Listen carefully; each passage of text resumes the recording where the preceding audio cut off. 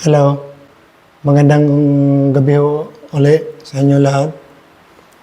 At ang pag-uusapan ho natin ngayon ay tungkol sa stages ng purification process. Ngayon ho, ang unang stage ng purification process ay ang tinatawag ho na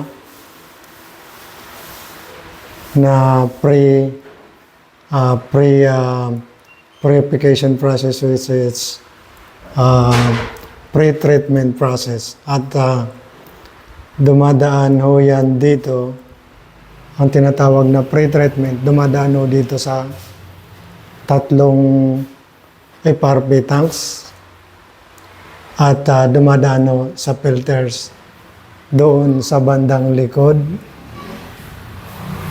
Diyan sa bandang likod. Ayan o.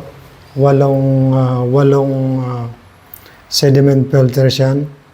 Parte ho yan ng pre-treatment process. Ayan ho ang number 1. At pagdating ho sa number 2 stage, ayan ang tinatawag na reverse osmosis membrane. Pagdaan ho niyan, Diyan na muna purify ang tubig bago dumating sa pangatlo sa tinatawag na post-treatment. Ang dinadaanan niya ay ultraviolet radiation. Ito yung itsura ng ultraviolet radiation. Pumapatay ho siya ng 99% na bacteria at viruses. Kaya po pag dumaan dyan ang tubig, wala na tayong alalahanin na hindi malinis ang tubig.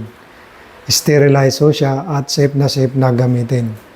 Yan ho ang napakagandang feature ng purification process. At pagdaan ng ultraviolet ay ligtas ho tayo sa mga iniinom natin na purified water. Sa ngayon po, yan lang muna ang di-discuss natin at sa susunod,